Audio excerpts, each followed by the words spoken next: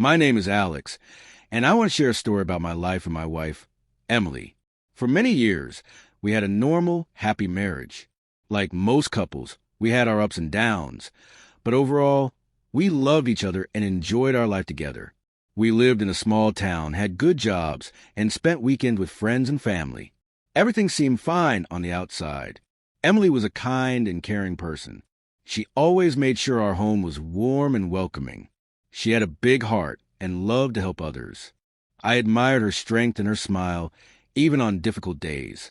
We shared dreams of growing old together, traveling, and maybe starting a family one day. Life felt good, but like many people, Emily sometimes struggled with stress. Work was not easy for her, and sometimes she felt overwhelmed. She didn't talk about it much at first. I thought she was just tired or needed rest. Then, one evening, she sat down and told me she wanted to see a therapist. She said it was to help her handle some feelings she found hard to explain. I remember feeling a mix of emotions. I was happy she wanted to take care of herself, but also worried because therapy was new to both of us. Still, I supported her. I told her I would be there no matter what, and I trusted that talking to a therapist would help her feel better. At first, things seemed to improve. Emily told me she had good conversations in her sessions and that the therapist was kind and understanding. She seemed more relaxed and hopeful. I was relieved. It felt like we were moving forward. However, as weeks passed, I noticed small changes. Emily became quieter and less open. She stopped sharing details about her sessions and sometimes avoided talking about her feelings. I tried to be patient and give her space, thinking that maybe therapy was helping her process things slowly. Our daily life continued as usual. We went to work, cooked dinner together, and watched movies on weekends. Friends would visit, and we would laugh and have fun. But beneath the surface, I felt a growing distance. Emily seemed to carry a weight she didn't want to show me. I started to wonder if she really felt better or if something else was happening. My mind would race with questions. Was the therapist really helping her? Was Emily hiding something from me? I didn't want to believe it, but I felt uneasy. Still, I told myself to trust her. After all, marriage is built on trust, and I loved her deeply. I hoped that soon she would open up, and we could talk about whatever was troubling her. Little did I know that the truth was far more complicated. The therapist Emily was seeing was not who she said she was, and what I discovered later changed everything I thought I knew about our marriage. But before all of that happened, life was normal, or at least it seemed normal. We were just two people trying to find happiness and peace in a busy world, holding on to each other as best as we could. After Emily started seeing her therapist, I was hopeful that things would get better. But slowly, I began to notice changes in her behavior that made me uneasy. At first, they were small things. She seemed more tired than usual and sometimes distracted when we talked. I thought it was just stress from work, or maybe the therapy sessions were making her think deeply. I didn't want to worry too much. But as time passed, Emily became more secretive about her therapy. She stopped telling me about her sessions. Before, she would share little things she learned or feelings she explored, but now she only said, "It was fine," or "I don't want to talk about it." Whenever I asked questions, she would change the subject quickly or say she needed time to process things alone. One evening, I tried again. "Emily, I want to help you. Can you tell me what's going on with your therapist?" I asked gently. She looked at me, her eyes filled with a strange mix of fear and sadness. "I'm not ready to talk about it yet," she said quietly. I understood she needed space, but the distance between us grew. She started spending more time alone in our room, or going out without telling me where she was going. Sometimes I would call her during the day, but she wouldn't answer or would say she was busy. I began to feel confused. Why was she hiding so much? Was the therapy really helping her, or was something else wrong? I tried to be patient, but my mind was full of questions I couldn't answer. One night, I overheard her talking on the phone in whispers. She sounded worried and nervous. When I knocked on the door, she quickly ended the call and smiled, saying it was nothing important. But I could tell she was scared of something. I decided to pay more attention. I started noticing other strange things. She mentioned the therapist's name once, but I couldn't find any information about that person online. No reviews, no website, nothing. It was unusual because most therapists have some kind of online presence or license information available. I asked Emily about it. Are you sure this therapist is real? I tried looking them up, but couldn't find anything. She looked uncomfortable, but said, it's a new practice. Maybe they don't have a website yet. Please don't worry. Her answer didn't convince me. I wanted to believe her, but my gut told me something was wrong. I also noticed that Emily was spending a lot of money recently. I checked our bank statements and saw payments to places I didn't recognize. When I asked about them, she said they were for the therapist and other self-care things. But I couldn't shake the feeling that something didn't add up. One day, I found a small notebook hidden in her bag. It had notes that looked like therapy questions, but the handwriting wasn't hers. It seemed strange that she would carry notes from her therapist without telling me. I wanted to ask her, but I was scared of what I might hear. My worries grew heavier every day. I started losing sleep, thinking about what could be going on. Was Emily really getting help, or was she trapped in something dangerous? Was the person she called her therapist even real? The more I thought about it, the more I realized that I couldn't ignore my feelings. I needed to find the truth, even if it was hard.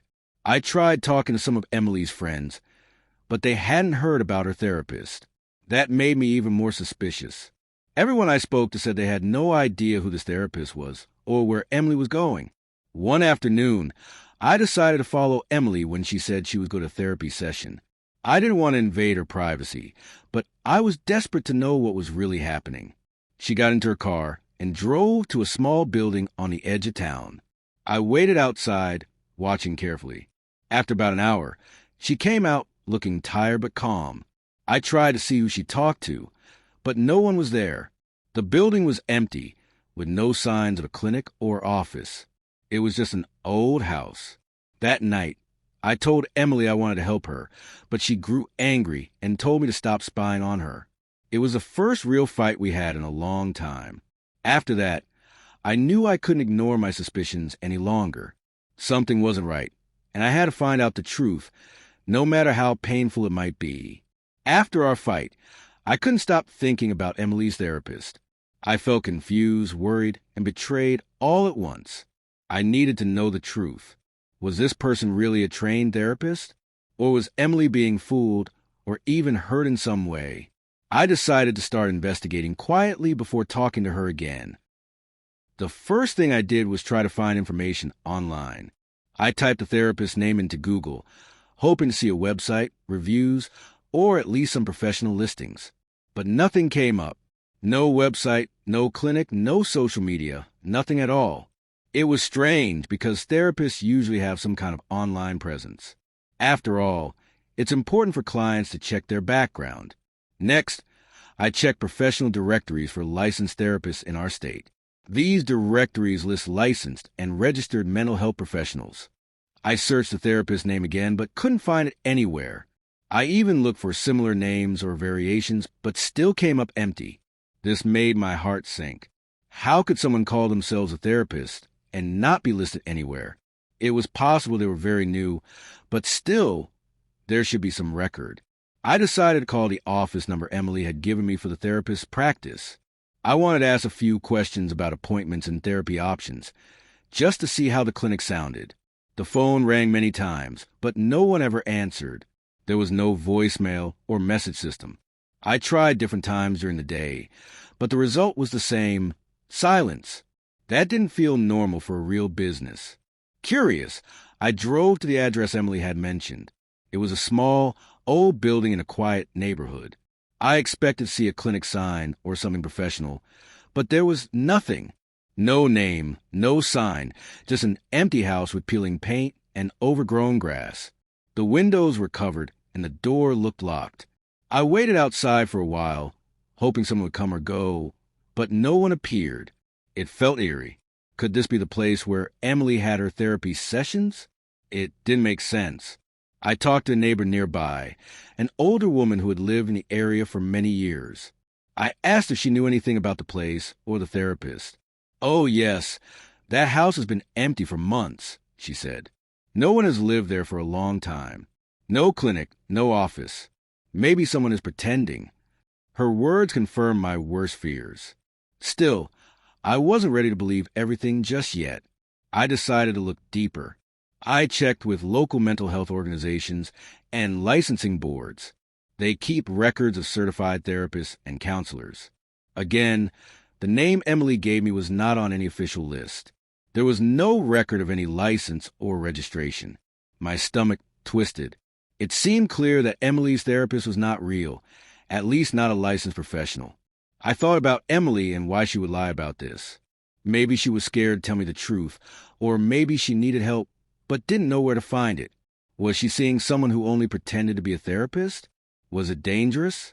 I wanted to help her, but how could I when everything was hidden behind lies? I started asking friends and family if they knew of any good therapists, hoping to find a safe place for Emily. Everyone recommended reputable clinics and professionals, which made me realize how different Emily's situation was. Then, I found some strange messages on Emily's phone. They were from an unknown number, short and vague. The messages told her to keep quiet and not tell anyone about their meetings. That scared me. Why would a real therapist send such messages? That's not how therapy works. I showed the messages to a close friend who works in mental health. She was shocked and told me these could be signs of manipulation or abuse. She advised me to support Emily and encourage her to stop seeing this person immediately. I felt a heavy weight on my chest. I wanted to protect Emily but didn't know how. The next day, I tried to talk to Emily again. This time, I gently shared what I had found. I told her the therapist's name wasn't registered. The office was empty, and the messages seemed suspicious. At first, she was silent. Then tears came. She said she knew the therapist wasn't real, but was too afraid to stop. She felt lost and alone, and thought this person understood her when no one else did. It broke my heart to hear her say this. I realized she was in pain, and the fake therapist was only making things worse. I promised Emily I would help her find real support. We decided to stop seeing the fake therapist immediately. After everything I had discovered, I knew I couldn't wait any longer. I had to talk to Emily and understand why she had kept this secret from me for so long. I also wanted to help her get out of the situation she was in. But I was scared. Scared of her reaction. Scared of losing her trust, and scared what the truth might be. One evening, after dinner, I gently asked Emily to sit with me in the living room. I took a deep breath and said, "Emily, I need to talk to you about something important. I've been worried, and I want us to be honest with each other." She looked at me with tired eyes.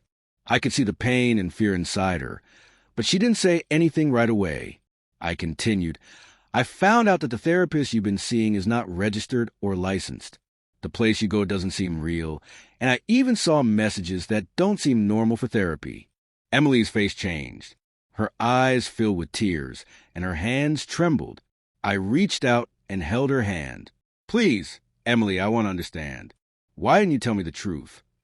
At first, she was silent, looking down at her lap. Then, with a shaky voice, she began to open up. "I'm sorry, Alex. I didn't mean to lie or hurt you. I was scared. I felt so lost and broken. I wanted help, but I didn't know where to find it."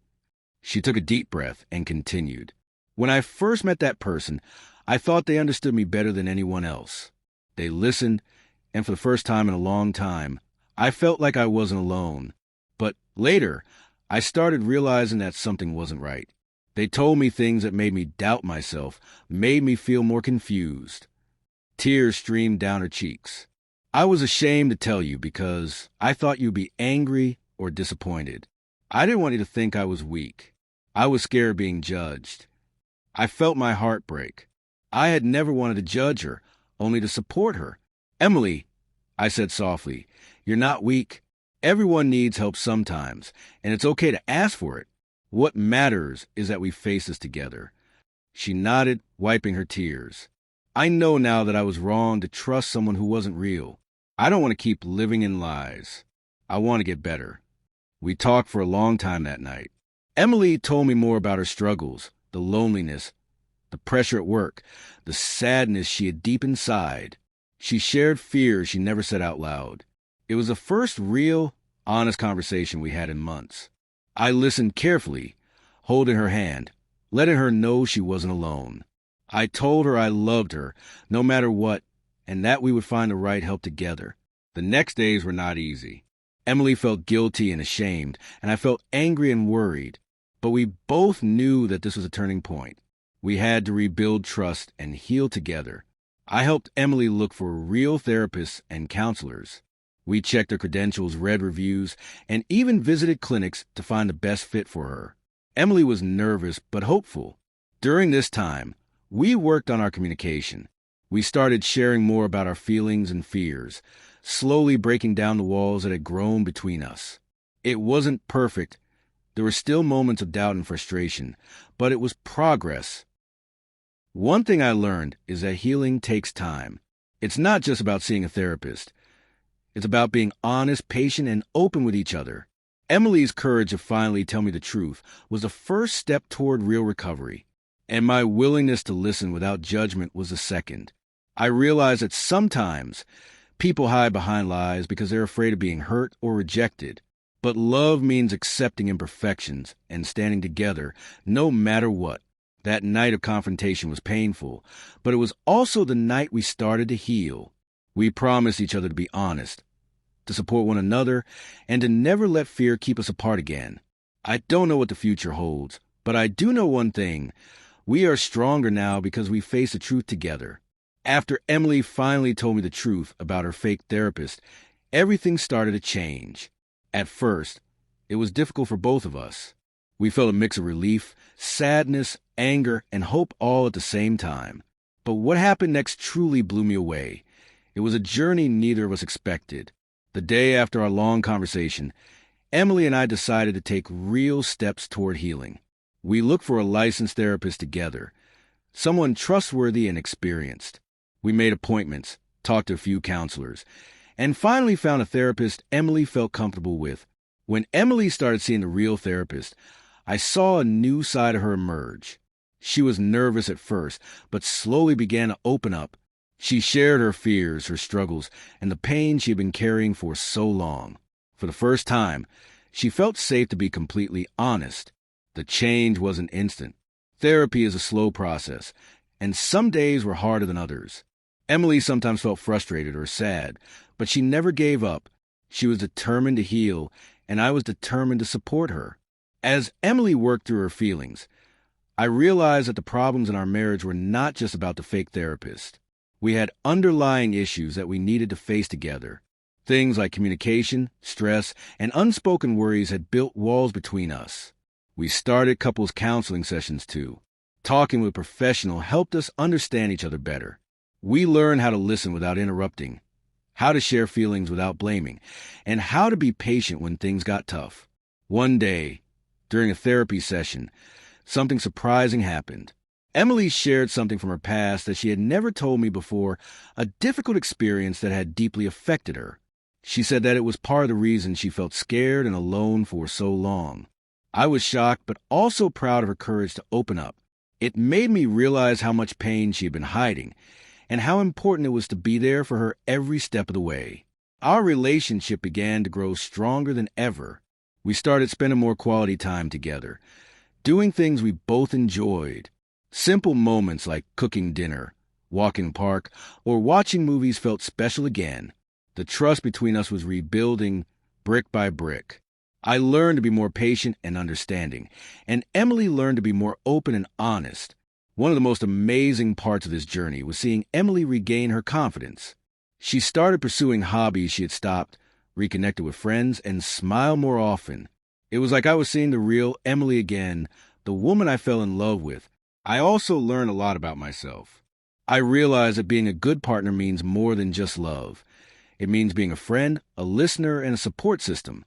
I learned how important it is to notice the small signs when someone you love is struggling. There were still challenges. Sometimes, Emily's old fears would come back, and we would have tough days. But we faced those moments together, reminding each other that healing is not a straight path. It's okay to stumble as long as you keep moving forward. Looking back, the experience of the fake therapist was painful, but it opened the door to real healing. It forced us to confront hidden problems and gave us the chance to grow closer. Emily once told me, if I hadn't met that fake therapist, I might never found the courage to ask for real help. It was a strange way to think about it, but I understood what she meant. Sometimes we have to hit rock bottom before we can rise. Our journey also gave me a new respect for mental health. I realized how important it is to find the right help and never be ashamed to ask for support. Now, our life feels more honest and full of hope. We still have tough days, but we face them together. Our love is deeper because it is based on truth and trust.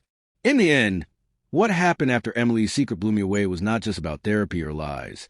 It was about finding strength in vulnerability, healing through honesty, and growing through challenges. I am grateful for the second chance we got, and I know that no matter what comes next, we will face it as a team. After everything we went through, Emily and I found ourselves standing at a new starting point in our lives. The experience with a fake therapist was painful and confusing, but it taught us many valuable lessons. Most importantly, it showed us how strong we could be when we faced the truth together. When Emily finally opened up and told me the truth, it was a beginning of healing, not only for her, but for our marriage. We learned that honesty is a foundation of trust, and trust is what holds a relationship together, even in the hardest times. Therapy became a real and important part of our journey. With a licensed and caring therapist, Emily found a safe place to heal. I saw her slowly regain confidence and peace of mind. Watching her grow stronger made me hopeful for our future. But the change wasn't just on Emily's side. I realized I needed to be more patient and understanding. I had to listen without judgment and be there even when I didn't have the answers. Supporting someone through mental health challenges requires love, patience, and sometimes sacrifice. We also learned that healing is not a quick fix. It is a process that takes time, effort, and commitment from both partners. There were days when progress felt slow or when old fears returned, but we never gave up on each other. Together, we worked on our communication. We started sharing feelings honestly and listening deeply. We talked about our fears, dreams, and struggles without fear of being judged. This openness brought us closer than ever before. Our relationship grew stronger because it was built on real connection, not just on surface happiness. We discovered that love is not perfect. It is messy, challenging, and beautiful all at once. I also realized how important it is to pay attention to the signs when someone you love is struggling. Mental health is often invisible, and people can hide their pain very well. Being there with kindness and patience can make a huge difference. Looking back, I am grateful for the difficult moments because they led us to this new beginning. Sometimes life challenges us in ways we don't expect, but those challenges can help us grow if we face them with courage. Now, Emily and I are planning for the future with hope and confidence. We know there will still be hard days, but we believe in our strength as a team. We are learning to celebrate the small victories and support each other through the setbacks. Our story is not just about a fake therapist or a broken trust. It is about resilience, forgiveness, and love that never gives up. It is about the power of truth to heal wounds and bring light to the darkest moments. If you or someone you know is going through something similar, I want to say this. Don't be afraid to seek help, and don't be afraid to tell the truth. There is strength in vulnerability, and help is always available if you look for the right support. Emily's journey taught me that no matter how difficult life gets, hope can shine through. Healing is possible, and love can grow stronger after pain. Today, I am proud of my wife. I am proud of us. We chose to face the truth, no matter how hard, and that choice changed our lives. This new beginning is full of hope. It is a promise that no matter what happens next, we will face it together, with honesty, love, and courage. And that, I believe, is the most beautiful story of all.